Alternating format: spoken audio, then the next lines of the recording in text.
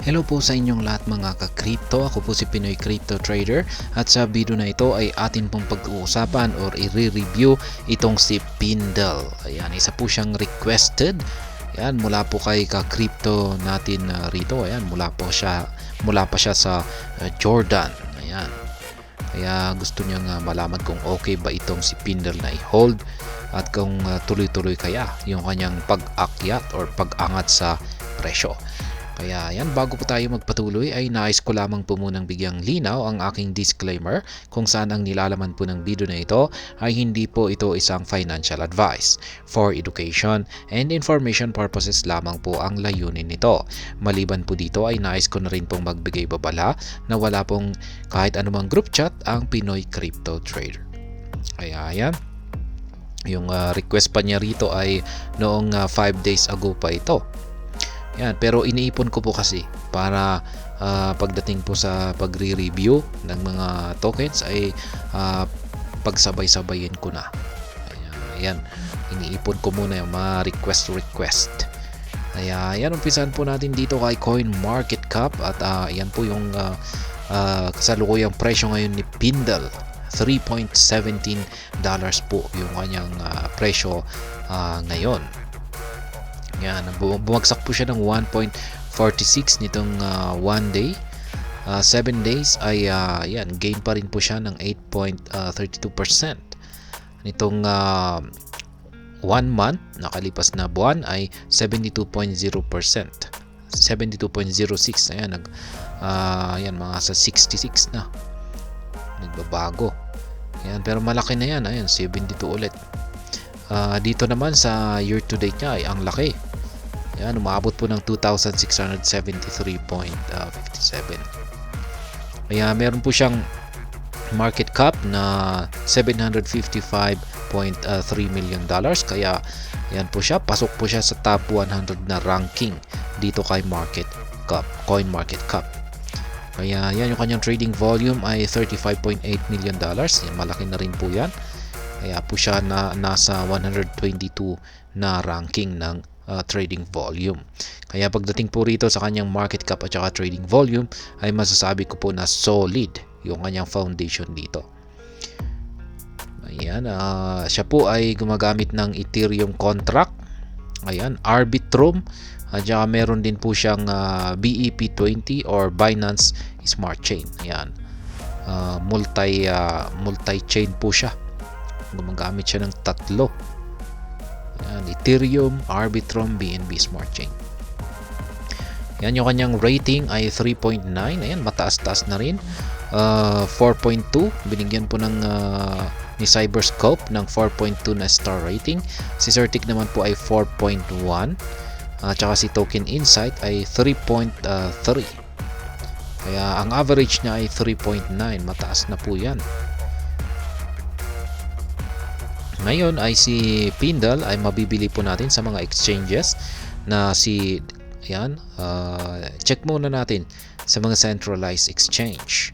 Yan, available po siya kay Binance, kay HTX, Bybit, Gate.io, Bitstamp, yan, Lbank, Fimex, Bitget. Yan, dami pong mga exchanges dyan na kung saan ay pwede po tayo makakabili ng Pindle. Yan, sa mga decentralized naman ay available po siya sa kay Uniswap. Yan, yung version 3 po siya, Arbitrum at saka Ethereum. Yan, Camelot version 3, yan, Balancer V2, PancakeSwap, Trader Joe. Yan naman po yung mga decentralized exchanges natin. Yan po yung mga previous news natin. DeFi innovator Pindle surpasses 1 billion in TVL. Yan, Pindle achieves a significant milestone in DeFi sector. Yan, Pindle crypto price prediction. Yan, dito naman sa mga comments. Yan, 21 hours. Check natin yung mga ayan, mayroong bullish dito. Sabi po niya rito ay enjoy the ride and trade with me. Ayan, super bullish movement. Ayan po yung kanyang pananaw dito kay Pindle. Ayan, meron pa rito. Ayan, predictions dito. Is it good to invest in Pindle? Ayan, price prediction for ayan, check na natin. Buksan po natin. Okay, let's proceed. Check natin yung mga predictions dito kay Pindle, kung ano yung kanyang magiging presyo sa hinarap. Pero ayan, check muna natin yung kanyang Twitter, yung kanyang X account. Ayan po siya. Meron po siyang 98.1 na followers. At ayan, yan yung kanilang nakapin rito na post. Pindle and EtherFi are bringing the first ayan, LRT to Arbitrum. It's all that you love about Pindle LRT combined with the lightning efficiency of Arbitrum plus the dazzling ARB rewards of Steep. Ayan yung kanilang mga latest tweet po rito. At ito naman po yung kanilang website. Ayan, mukhang parang napakasimple lamang. Ayan po yung kanilang liberating yield. Ayan, sa staking naman po ito. Ayan, yung ST8, E8 at saka RS8. Ayan ang lalaki. Ayan ang kanilang mga fixed yield dito or now. Ayan. Fixed yield for everyone. Control your yield. Ayan, mukhang maganda ito. Pang passive income po ito. Ayan yung kaniyang cross chain. Ayan, Ethereum, Arbitrum, BNB. Yan, may kasama pala itong si Optimism. Ayan, hindi po siya nakasama dito kay CoinMarketCap. Tanging yung nakita lang natin ay si Ethereum, si Arbitrum at saka si BNB chain. Ayan, magtitignan po natin dito. Ayan, kay CoinMarketCap. Ayan, Arbitrum, BNB at saka Ethereum lang yung meron. Pero dito sa kanilang website ay kasama po pala si Optimism. Ayan, ayan po, ang ganda pala ng kanilang website dito. Ayan, may gumagalaw-galaw. Ayan, interactive. Ayan po yung mga nag-audit sa kanya. Ang dami po pala. Aki Blockchain. Ayan, DDoB, Dingbats. Ayan yung mga nag-audits. Ayan. Dito sa education, dito natin malalaman yung lahat-lahat ng tungkol dito by Pindle kung meron tayong binabalak na mag-invest dito. Ayan, dito na lang tayo kasi gumagalaw dito. At ayan, i-check na natin yung kanilang price prediction dito. Ayan po yung table ng Pindle. Lapit lang po natin. Ayan. Ngayong taong 2024 daw ay 1.77 to 4.09 dollars yung kanyang magiging average price. Next year or 2025 ay magiging 18.45 to 21.30 dollars. Kaya ang laki naman po. Ayan, 2024 ay mula 4 dollars ay magiging 18. Ayan. Parang siguro ay yung parang basihan po nila rito ay yung bull market. Ayan. Kaya 2026 ay ayan, mukhang babagsak po siya sa taong 2026. Magiging 14.66 to 11.33 dollars siya. 2027 ay babagsak din siya. Magpapatuloy ito sa kanyang pagbagsak, magiging 9.25 to 6.50 dollars. Pero 2028 ay ayan, makakabangon siya papunta sa presyong 15.80 dollars to 18.66 dollars. Ayan, 2029 ay magpapatuloy lamang daw po ito papunta sa presyong 39.50 to 42.60 dollars. Pero yan, pagsapit po ng 2030 ay yan, babagsak na naman po siya sa 25.10 to 22.30. Kaya yan po yung mga inilabas na prediction dito kay Pindle. At ayan, para naman po sa aking review ay masasabi ko na itong si Pindle ay isa nga siyang DeFi protocol kung saan ay inaalaw po niya yung mga users na i-tokenize, yan, mag-tokenize at saka mag-trade ng future yield. Yan nga, yung kanilang future yield, ang ganda. Yan, nasan ba yun? Yung tataas ng kanilang field yield na ibinibigay. Ibig sabihin po nito, yan, kung pag yung mga users ay pwedeng mag-tokenize, ibig pong sabihin dito ay pwede po tayong mag-create ng tokens dito na nagre-represent po ng future yield at inaasahan po natin na kumita sa mga ito. Kaya yan, ang Pindle po ay gumagamit po siya ng tinatawag po nilang Novel AMM or Automated Market Maker. At ito ay sinusuportahan mo niya ang mga assets na may time decay.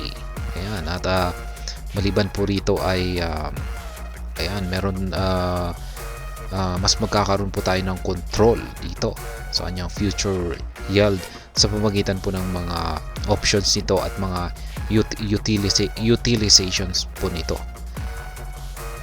Ayan. Ayan. Ano nga ba ang Pindle? Yan, yung gamit po ng Pindle na ito ay isa po siyang governance token ng Pindle protocol. Yan, ginagamit po ito ng mga holders para mag-cast ng votes sa mga proposal at syempre para makipag-participate na rin sa mga DAO at yan yung sinabi natin kanina na para makapag-earn ng reward sa mga staking. Yan, yung kanyang tokenomics naman po ay meron po siyang check natin yung kanyang dito kay CoinMarketCap. Ayan po yung total supply niya. Ayan, maximum supply. Ayan, at saka circulating supply niya.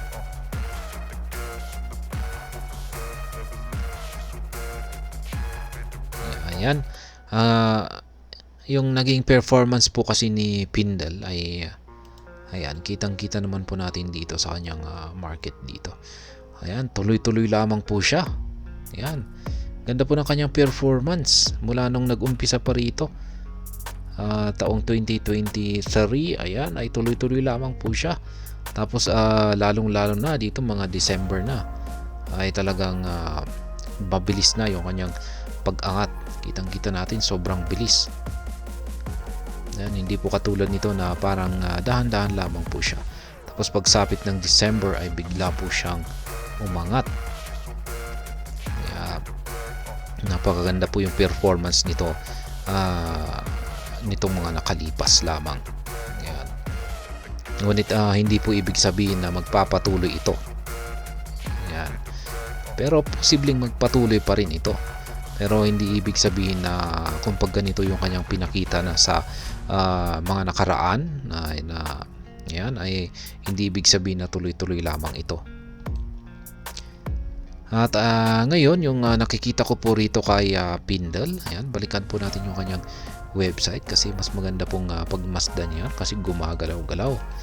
Ngayon ay yung nakikita ko po rito kay Pindle na maganda po rito ay meron po siyang napaka-unique na concept. Ayan, meron po siyang napakagandang approach. Ayan, sa kanyang mga future yields. At ito yung parang magiging dahilan para magbukas ng bagong investment strategies dito. Kaya ito yung parang nakakaakit na rin sa mga bagong mga investors.